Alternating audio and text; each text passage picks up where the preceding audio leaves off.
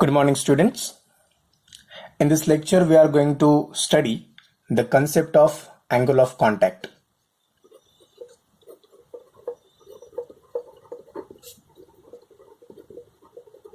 Student, आपने chemistry के practicals में आपने ये ऑब्जर्व किया होगा, whenever burette is filled with liquid, the free surface of a liquid, मतलब लिक्विड का जो टॉप सरफेस जो रहता है ना, ये एक पर्टिकुलर शेप लेता है.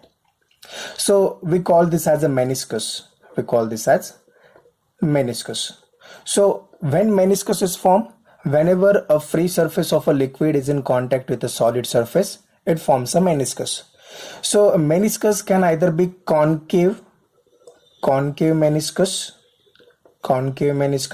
or it can be convex meniscus. It can be convex meniscus. So when concave meniscus form, when we put water in a glass container, we can see the concave meniscus. And when we put mercury in a glass container, we can see the convex meniscus. So always remember, so concave meniscus means what? In a glass tube, the free surface of a liquid takes the shape like this. It is a concave meniscus. And convex meniscus means what? A free surface of a liquid takes the shape like this. We call it as a convex meniscus. So now we will see what is the angle of contact. For that, let's say that we have one container and that container is filled with the water. And let's say that एक हमने क्या किया कि we have one glass tube and that glass tube is inverted in a container. Always remember, ये जो meniscus जो है ना, ये most of the time अगर glass tube, if the glass tube is very small, then meniscus can easily observe. So let's say that this glass tube is inverted in a container containing, let's say that water is there. So what exactly happened? Whenever the glass tube is inverted in a container filled with the water, so water also comes in this glass tube. Okay, so it takes the shape like this. Which shape is this? It is the concave. So whenever water is contained in a glass container, okay, so it takes the concave, it forms a concave meniscus. ये क्या करेगा? Concave meniscus form करेगा. Second thing, if we have a container and that container is filled with the, let's say that mercury. So in this case, mercury will form a convex meniscus. Convex meniscus. So how is the convex meniscus? The convex meniscus is like this. See, this is the convex meniscus. Getting this point? So let's say that this all is filled with the mercury. So I'll write here mercury and glass. So now our point is, what is the angle of contact? So let see here, you can see this point where the solid surface is in contact with the liquid surface, and if I draw a tangent at this point, similarly you can see this point and contact between the solid surface and the liquid surface, and if we draw a tangent here, okay, so this angle between the tangent and the solid surface, we call it as the angle of contact. Similarly, the angle between this tangent drawn to the free surface of a liquid and the surface of a solid, this we call it as the angle of contact. Getting this? So now, how to define angle of contact? Angle of contact is defined as the angle between the tangent drawn, angle between the tangent drawn to the free surface of a liquid and the solid surface Getting this? So I'll just write this definition. Angle between the tangent angle between the tangent drawn to the free surface of a liquid, free surface of liquid, and surface of solid, at the point of contact, at the point of contact. And the most important point we have to remember, this angle of contact is measured within the liquid,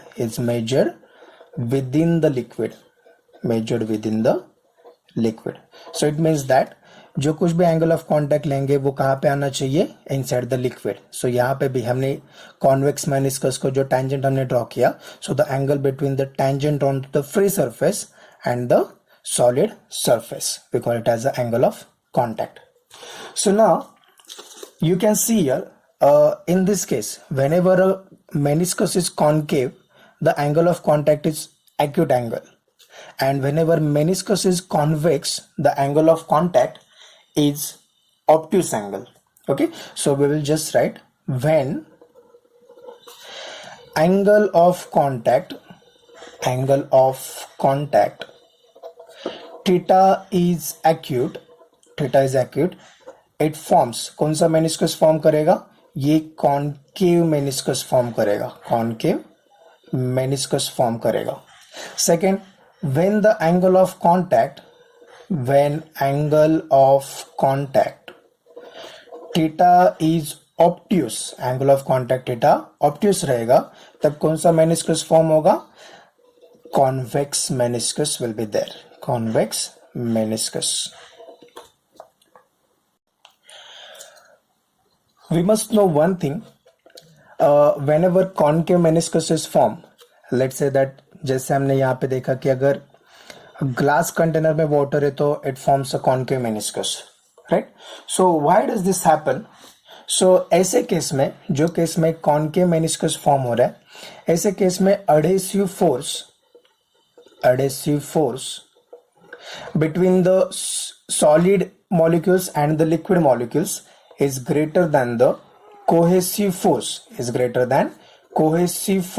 between the liquid molecules. और जब भी adhesive force cohesive force से greater रहेगा, कौन सा meniscus form होगा, concave meniscus will be there, concave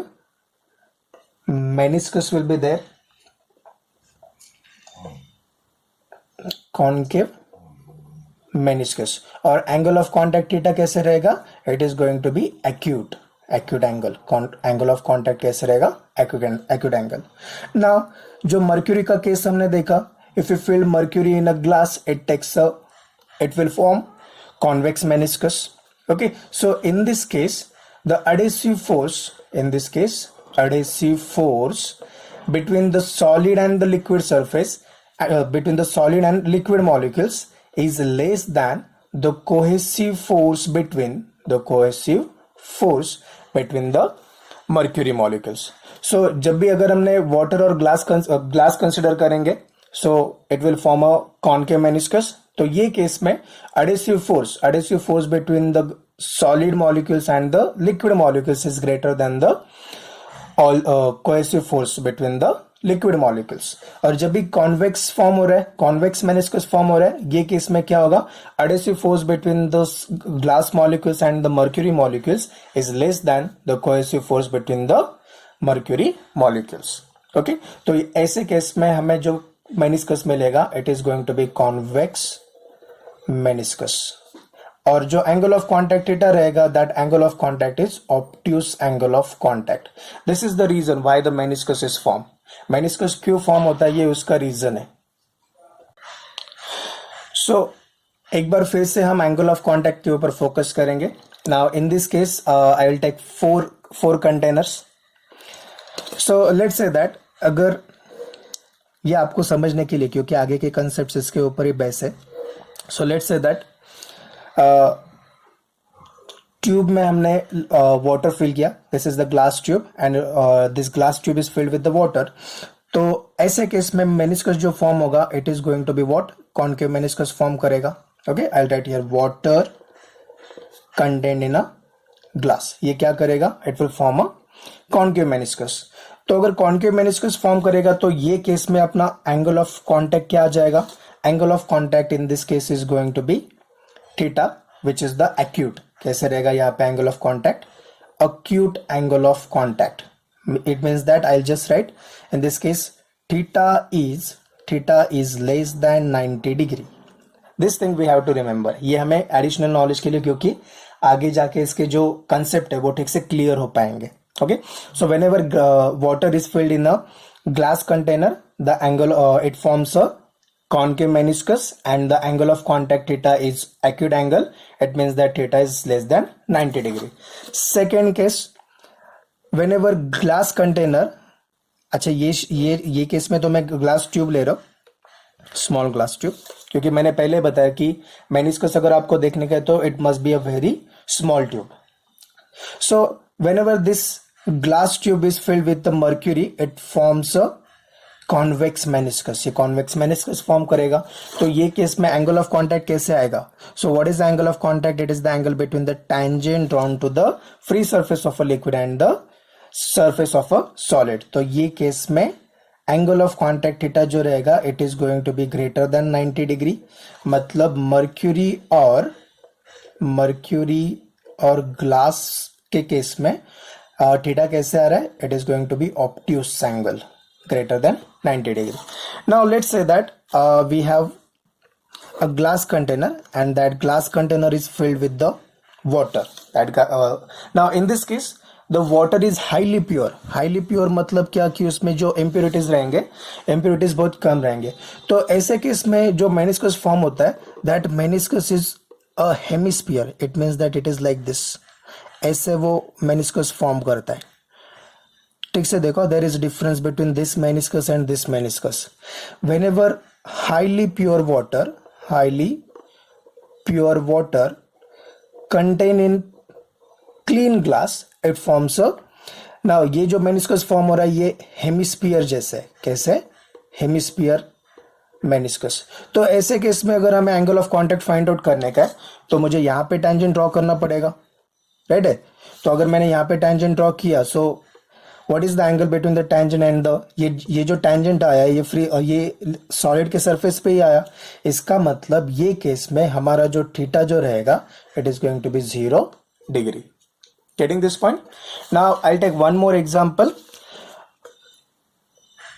suppose हमारे पास एक सिल्वर का कंटेनर है और ये सिल्वर के कंटेनर में if we put a pure water, silver के कंटेनर में अगर हम प्योर वाटर फिल कर देंगे तो जो मेनिस्कस फॉर्म होगा it is a straight line. कौन सा केस में, a silver container and pure water, silver container and pure water. तो ये केस में जो मेनिस्कस आएगा it is going to be a straight line. तो यहां पे what is the angle of contact, angle of contact theta is going to be 90 degree. This thing we have to remember. Now we will discuss the shapes of meniscus in detail. So our next topic is shape of meniscus. So the first we will study the concave meniscus. And we know that in case of concave meniscus, angle of contact theta is acute. Angle of contact is acute. So let's say that glass tube में liquid filled है और ये क्या, liquid क्या करेगा, it forms a concave meniscus. Getting this. So यहाँ पे जो पोर्शन है इतना, ये जो liquid solid surface and liquid surface का जो कांटेक्ट हो रहा है, इसको थोड़ा सा हम जूम करके देखेंगे तो it will be like this. ये कैसे होगा, so this is our solid surface and ये जो अभी liquid surface आ रहा है उसको हम ऐसे ड्रॉ करेंगे. it will be like this, concave. okay, so this is our solid जो glass का surface है and this one is going to be liquid.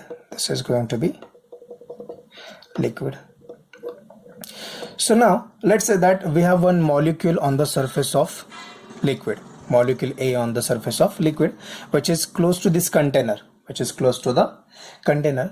So molecule A के ऊपर दो फोर्सेस एक्ट होंगे. फर्स्ट जो रहेगा कोहेसिव फोर्स रहेगा, कोहेसिव फोर्स.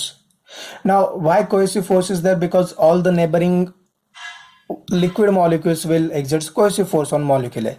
और सेकंड जो फोर्स मॉलिक्यूल ए एक्सपीरियंस करेगा, it is going to be adhesive force, because this molecule A is very close to the solid surface. इसका मतलब सॉलिड के मॉलिक्यूल्स भी, सॉलिड के मॉलिक्यूल्स और मॉलिक्यूल ए के बीच में adhesive force will be there. So we say that molecule A experiences both cohesive force and the adhesive force. So in this case molecule A का मैं अभी यहाँ पे क्या करता हूँ कि एक उसका sphere of influence में ड्रॉ करके लूंगा. So net adhesive force acting on this molecule A, molecule A पे एक्ट होने वाला net adhesive force जो रहेगा वो ऐसे horizontal direction में रहेगा. और net cohesive force acting on molecule A जो रहेगा, it is nearly at 45 degree. ये नियरली एट 45 डिग्री रहेगा. Now tell me students, in this case I have also, मैंने आपको पहले बताया कि जब भी कॉन्केव मेनिस्कस फॉर्म होता है तो कॉन्केव मेनिस्कस के केस में adhesive force is greater than the cohesive force. तो अगर यहाँ पे नेट एडेसिव फोर्स एपी बार है और नेट कोहेसिव फोर्स एसी बार है फॉर मॉलिक्यूल सी, तो ये दोनों का रिजल्टेंट कहां पे आना चाहिए? ये दोनों का resultant which one is the greater? Adhesive greater है या फिर कोहेसिव ग्रेटर है? ये केस में adhesive, net adhesive force is greater than the net cohesive force. इसलिए इनका जो नेट फोर्स जो आता है, that net force is inside the solid. ये आ जाएगा नेट फोर्स का डायरेक्शन. ओके, सो यहां पे मैं फिर से एक बार आपको बताता हूं कि एपी बार जो है, एपी बार हमारा क्या रहेगा? It is going to be net adhesive force, net adhesive force. AC bar क्या होगा? AC bar is the net cohesive force on molecule A. और ए आर बार जो रहेगा, A R bar is nothing but the net force. A R bar is nothing but the net. Getting this point? AR bar क्या हमारा रहेगा? It is going to be net force. So you just have to focus on this thing. I'll repeat it once again. We are studying the concave meniscus. Concave meniscus के लिए हमने यहाँ पे this is the solid surface and this is the liquid. We have considered a molecule A on the surface of a liquid which is close to the wall. So molecule A will experience both cohesive as well as adhesive force. So in case of a concave meniscus, we know that adhesive force is greater than the cohesive force. So net adhesive force on this molecule A is AP bar and net cohesive force is AC bar. So we know that since this is the concave meniscus, so adhesive force is greater than the cohesive force. तो इनका जो resultant जो रहेगा, that net force is directed inside the solid. इसको हम ऐसे भी अगर वेक्टर से अगर हमें देखने का है, सो लेट्स से दैट यहाँ पे मॉलिक्यूल ए है, ये उसका एपी बार आ गया, राइट. सेकंड ये हमारा ऐसे एसी बार आ गया. सो एपी बार यहाँ पे क्या शो कर रहा है? एडेसिव फोर्स है, यहाँ पे कोहेसिव फोर्स है. तो इनका रिजल्टेंट हम कैसे निकाल सकते हैं? रिजल्टेंट इनका पैरेललोग्राम लॉ से हमें निकालते आएगा. सो ये केस में रिजल्टेंट फोर्स कहाँ पे आ गया? Inside the solid. But one thing we have to remember, for the equilibrium of this solid, मतलब सॉरी लिक्विड का, for the equilibrium of the liquid, यहाँ पे तो हमने एक ही मॉलिक्यूल कंसीडर किया, बट यहाँ पे नंबर ऑफ मॉलिक्यूल्स रहेंगे सिमिलर टू मॉलिक्यूल से. तो हर एक मॉलिक्यूल का रिजल्टेंट फोर्स रहेगा. तो ये रिजल्टेंट फोर्स को बैलेंस करने के लिए यहाँ पे सॉलिड के कांटेक्ट में जितने भी मॉलिक्यूल्स है, वो मॉलिक्यूल्स क्या हो जाते हैं? वो ऊपर आ जाते हैं. समझ में आ रहा है? सो अगर मॉलिक्यूल ऊपर आ गया तो it will form a concave meniscus. ये कैसे मेनिस्कस फॉर्म करेगा? Concave meniscus. समझ में आ रहा है? We will see the convex meniscus. As we know that convex meniscus के केस में angle of contact theta जो आता है, that angle of contact theta is the obtuse angle, means it is greater than 90 degree. So थोड़ा सा picture clear होने के लिए हम फिर से कंसिडर करेंगे कि अगर एक ग्लास ट्यूब में अगर मर्क्यूरी फील्ड है, it takes the shape like this, convex meniscus form करेगा, राइट है। यहाँ पे एंगल ऑफ कॉन्टैक्ट थीटा जो आ जाएगा, that angle of contact is greater than 90 degree. अच्छा, यहाँ पे अगर फिर से हम ये सॉलिड सरफेस और लिक्विड जहाँ पे कांटेक्ट हो रहा है, इसको अगर हम जूम करेंगे तो ये ऐसे स्ट्रक्चर फॉर्म करेगा, मतलब हम डायग्राम इसका ऐसे ड्रॉ करेंगे। सो this is the solid surface and this is the liquid surface. अभी यहाँ पे इनकेस ये कॉन्वेक्स मेनिस्कस हम स्टडी कर रहे हैं, सो इसको हम ऐसे ड्रॉ करेंगे। सो अगेन जैसे हमने पहले कंसिडर किया था कि एक मॉलिक्यूल ए को कंसिडर करो on the surface of liquid, उसका स्फीयर ऑफ इन्फ्लुएंस ड्रॉ करेंगे। Now we know that in case of convex meniscus cohesive force is greater than the adhesive force. मतलब हमें एक तो चीज पता है कि मॉलिक्यूल ए जो रहेगा, molecule A will experience two forces, cohesive force भी एक्सपीरियंस करेगा और एडहेसिव फोर्स भी एक्सपीरियंस करेगा। कोहेसिव फोर्स किसकी वजह से? Due to all the neighbouring mercury molecules, और एडहेसिव फोर्स किसकी वजह से? Due to the this solid molecules and the liquid molecule. So in this case the net adhesive force acting on a molecule A कैसे आ जाएगा? ये horizontal direction में आ जाएगा, क्योंकि जो वॉल है ना, वॉल इज वर्टिकल, तो अगर वॉल वर्टिकल है तो net force, net adhesive force on molecule A कैसे आ जाएगा? हॉरिजॉन्टल डायरेक्शन में। So let's say that AP is going to be what? AP is the net adhesive force. और net cohesive force, now we know that ये case में cohesive force is greater than the adhesive force. इसका मतलब adhesive force जो रहेगा it is greater than the 90 degree यहाँ पे रहेगा। Okay, so AC bar is going to be adhesive force. AC bar is the adhesive force. Now adhesive force is greater than the cohesive force, इसलिए ये दोनों का जो resultant जो आ जाएगा, जो नेट फोर्स आ जाएगा, that net force is inside the liquid. That net force is inside the liquid. So our AR bar is nothing but the net force. Is nothing but net force. Concave meniscus के form में हमें ये ध्यान में रखने का है कि adhesive force is greater than the cohesive force, इसलिए जो नेट फोर्स जो आ रहा है it is directed inside the solid. Convex meniscus के फॉर्म में हमें ये ध्यान में रखने का है कि मॉलिक्यूल ए जो रहेगा उसके ऊपर जो एडहेसिव फोर्स रहेगा, that adhesive force is less than the cohesive force. So cohesive force strong है तो नेट फोर्स कहां पे डायरेक्टेड होगा? It is directed inside the liquid. It is directed inside liquid. So again for equilibrium के लिए क्या कि यहाँ पे तो मॉलिक्यूल ए जैसे नंबर ऑफ मॉलिक्यूल्स रहेंगे, तो नंबर ऑफ मॉलिक्यूल्स की वजह से जो कुछ भी रिजल्टेंट फोर्स रहेगा, वो रिजल्टेंट फोर्स बैलेंस करने के लिए यहाँ पे ये जो मॉलिक्यूल्स रहेंगे, that molecules must get creep inside. मतलब ये मॉलिक्यूल्स जो है यहाँ पे नीचे आना चाहिए, तब जाके ये रिजल्टेंट जो नेट फोर्स है it will be perpendicular for the stability of solid. इसलिए हम यहाँ पे, अगर मैंने यहाँ पे टेंजेंट ड्रॉ किया, so we can see that this AR bar is exactly perpendicular to the solid.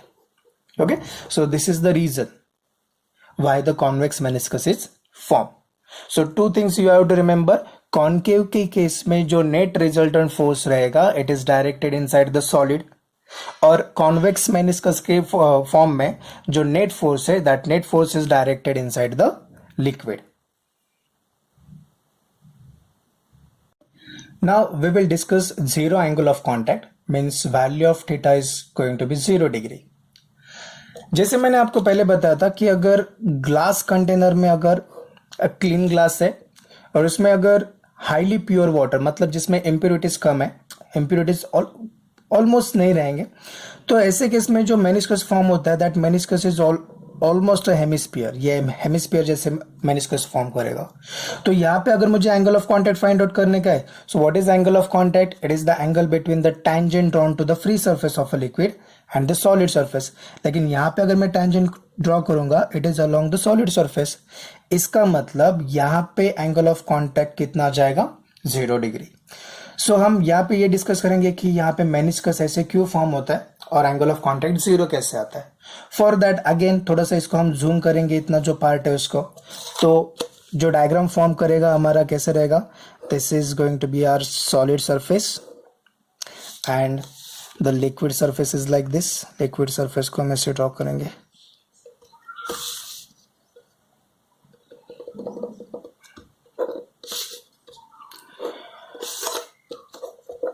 So in this case, so again consider molecule A which is on the liquid surface and molecule A is near the wall of a container. Now in this case यहाँ पे जो contact region है, contact region between the solid surface and the liquid surface, यहाँ पे number of molecules बहुत कम रहेंगे। अगर number of molecules अगर कम रहेंगे तो यहाँ पे जो cohesive force between the molecules रहेगा, that cohesive net cohesive force between the molecules is going to be zero. Why it is so? Because in this case the molecules near the contact region are so less in number. अगर molecules ही अगर कम रहेंगे तो cohesive force between them is going to be zero. तो इसका मतलब molecule A के ऊपर can we say that net adhesive force exert हो रहा है, नेट एडेसिव फोर्स AP बार एक्सर्ट हो रहा है, और जितना नेट एडेसिव फोर्स होगा उतना ही नेट रिजल्टेंट फोर्स होगा। ओके क्योंकि कोहेसिव फोर्स तो यहां पे नहीं है ना, so we can say that the net adhesive force is equal to the net resultant force. Getting this point? और ये केस में अगर हमें टेंजेंट मैंने ड्रॉ किया, so can we say that this resultant force is perpendicular to the tangent. Okay तो ये case में जो हमारा थीटा जो आएगा, that theta is going to be 0 degree. So remember that when a highly pure water is contain in a glass, the angle of contact is going to be 0। ये case में क्या होगा कि liquid molecules near the contact region are so less in number, so the cohesive force is going to be 0। Cohesive force मतलब हमारा AC bar is going to be 0 and the net adhesive force itself is the net resultant force, so that we have written AP bar is equal to AR bar. So the tangent AT bar is along the wall and the angle of contact is going to be 0 degree. Study किया first हमने concave menace को study किया जिसमें angle of contact acute आ रहा है। उसके बाद convex menace को स्टडी किया जिसमें एंगल ऑफ कॉन्टैक्ट ऑप्टिस आ रहा है। उसके बाद एंगल ऑफ कॉन्टैक्ट 0 हमने स्टडी किया, और अभी हम देखेंगे कि एंगल ऑफ कॉन्टैक्ट 90 डिग्री। जैसे मैंने आपको बताया था कि अगर हमारे पास एक सिल्वर का कंटेनर है और ये सिल्वर के कंटेनर में अगर हम हाईली प्योर वाटर पुट करेंगे तो यहां पे ये प्लेन सरफेस फॉर्म करेगा। तो ऐसे केस में जो हमारा एंगल ऑफ कॉन्टैक्ट जो आ जाएगा, that angle of contact theta is equal to what, 90 degree. Angle of contact कितना आता है ये केस में, 90 डिग्री। कॉम्बिनेशन क्या है, silver container and highly pure water. ये केस में angle of contact 90 degree form करेगा। सो इसको फिर से एक बार यहाँ पे जो पार्ट है इसको थोड़ा सा हम जूम करेंगे। इट मीन्स दैट जो हमें डायग्राम जो मिलेगा, it is like this is the solid and this is the liquid.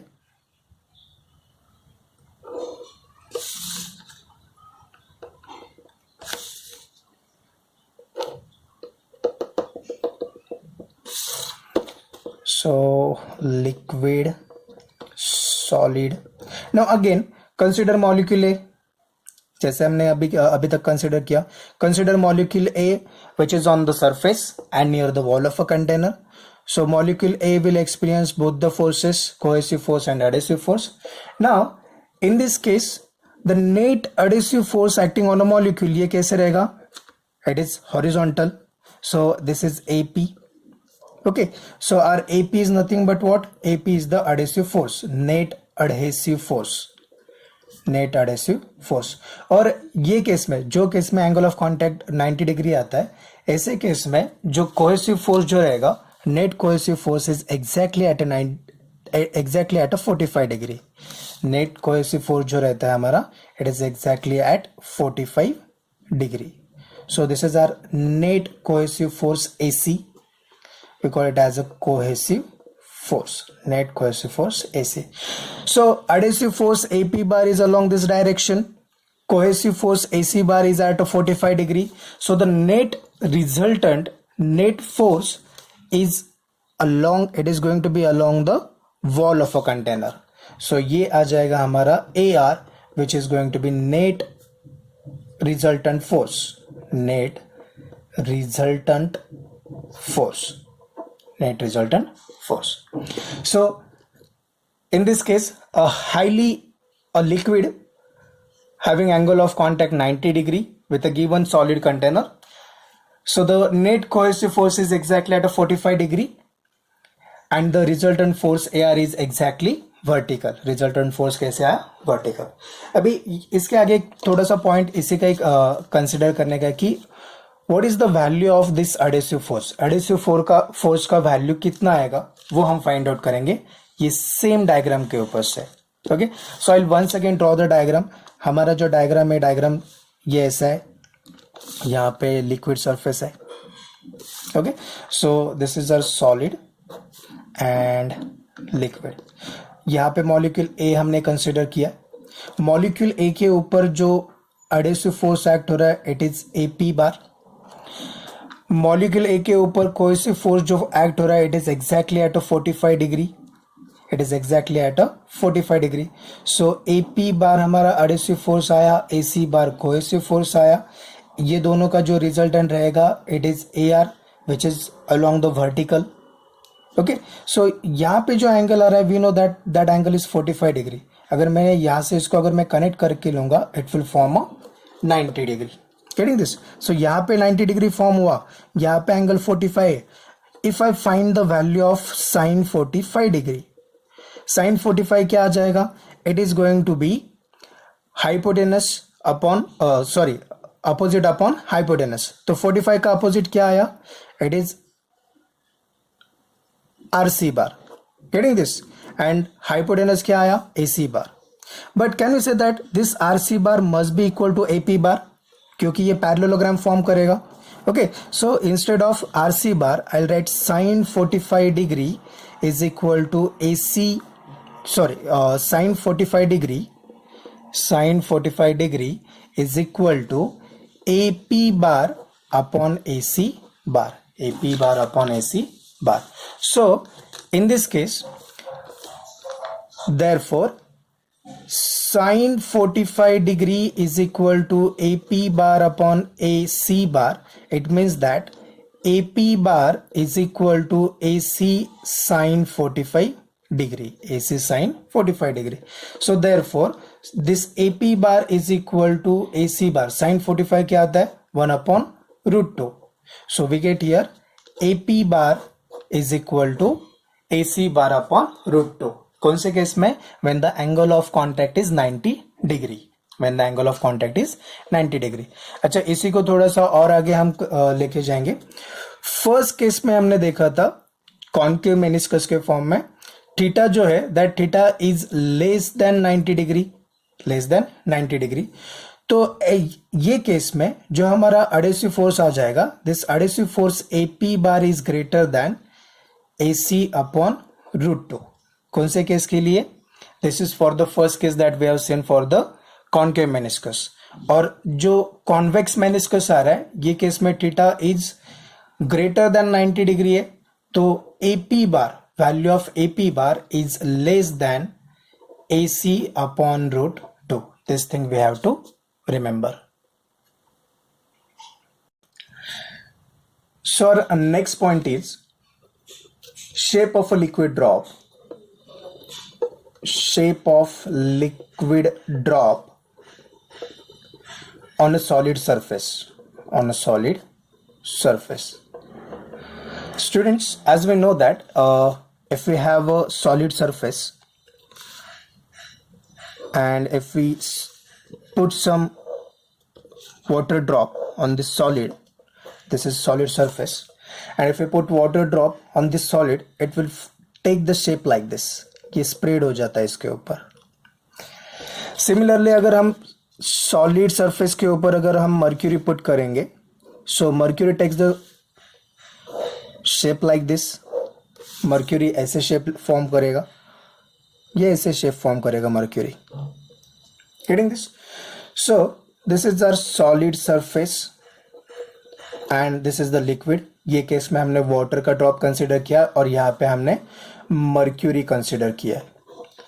सो ये केस में लेट्स से दैट यहाँ पे जो लिक्विड और एयर का जो इंटरफेस आ रहा है यहाँ पे मैं टेंजेंट ड्रॉ करूंगा. So this will gives us angle of contact theta. तो ये केस में हमें एक चीज ध्यान में रखने का है कि how many interfaces are there. How many interface मतलब क्या? Two surfaces in contact. मतलब यहाँ पे लेट्स से दैट यहाँ पे सॉलिड है और इसके ऊपर एयर है.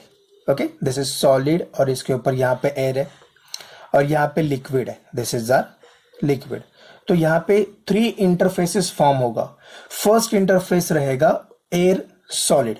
First interface is the air solid. Second रहेगा लिक्विड सॉलिड. और थर्ड रहेगा एयर लिक्विड.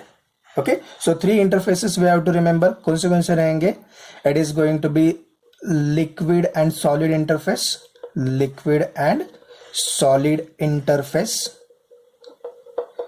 सेकेंड कौन सा रहेगा? Air solid interface. And the third is going to be what? Air liquid interface. So ये केस में हमें एक चीज ध्यान में रखने का है कि जो कुछ भी इंटरफेस है ये इंटरफेस के सरफेस के along force due to surface tension act करता है. So always remember, force due to surface tension is tangential to the surfaces in contact. I'll write here, force due to surface tension is tangential to surface in contact.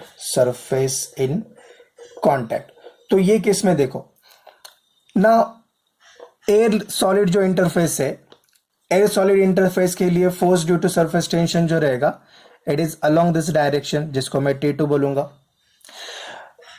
Force due to solid and liquid interface ये आ जाएगा T1 and the force due to air liquid interface ये आ जाएगा T3. Similarly ये case में भी ऐसे आ जाएगा. Force due to air solid interface is along this direction.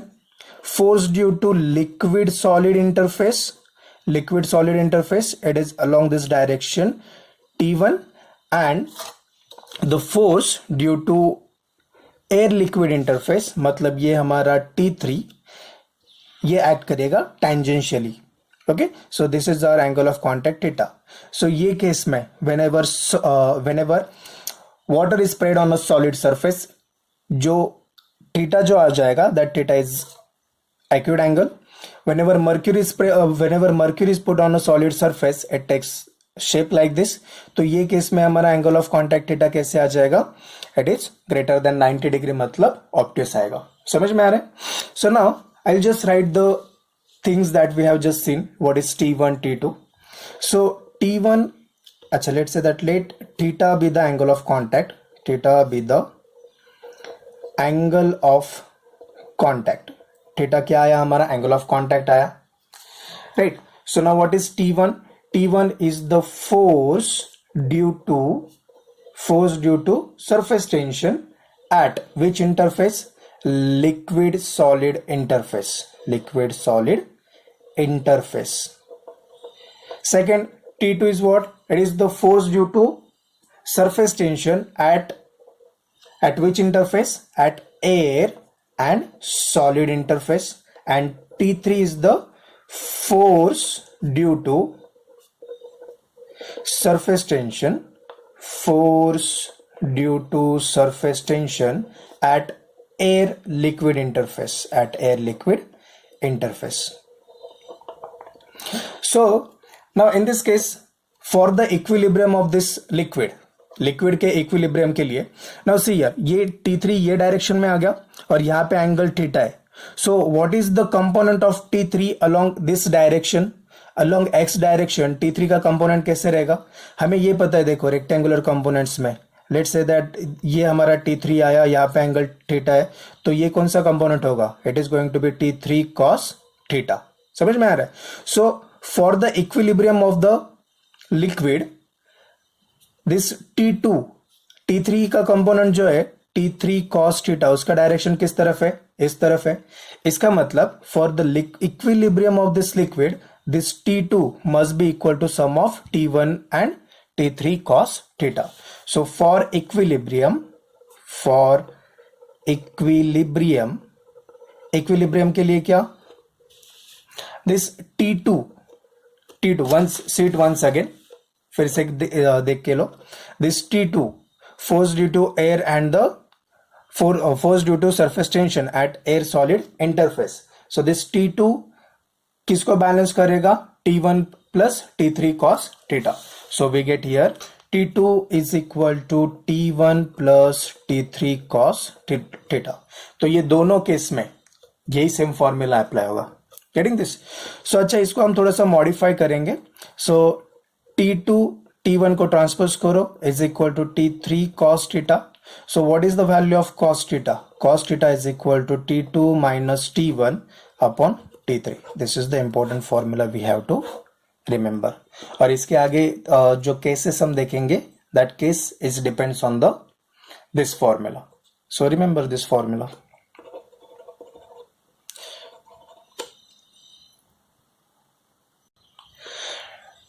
Now we have the formula cos theta is equal to T2 minus T1. Cos theta is equal to T2 minus T1 divided by T3. So let's say that our first case, if T2 is greater than T1, अगर T2 T1 से greater है, इसका मतलब ये positive रहेगा, and T2 minus T1 is less than T3 और numerator is less than the denominator, तो ऐसे केस में cos थीटा का जो वैल्यू आता है, cos थीटा पॉजिटिव रहेगा। cos थीटा कैसे रहेगा? पॉजिटिव। Getting this? और जो एंगल ऑफ कॉन्टैक्ट थीटा रहेगा, that angle of contact theta is the acute angle. Theta कैसे रहेगा? Acute angle. हमें पता है ना, cos की जितने भी वैल्यूज है, अगर numerator is less than denominator, cos theta का जो वैल्यू आता है वो कैसे आता है? पॉजिटिव। और ये फर्स्ट क्वाड्रेंट में रहेगा, इसका मतलब थीटा जो रहेगा, it is going to be acute angle. ये फर्स्ट केस है। Now see the second case, इसको ठीक से समझो। Second case is what? If T2 is less than T1, T2 T1 से लेस देन है, इसका मतलब न्यूमरेटर कैसे आएगा? नेगेटिव आएगा। And this T1 minus T2 is less than T3. T1 minus T2 is less than T3. तो ऐसे case में जो cos थीटा जो आ जाएगा, cos theta is going to be negative. Cos theta is negative. Okay? So first case में क्या हुआ? T2 is greater than T1, मतलब न्यूमरेटर पॉजिटिव आया, and this numerator is less than the denominator, cos theta का value positive आया।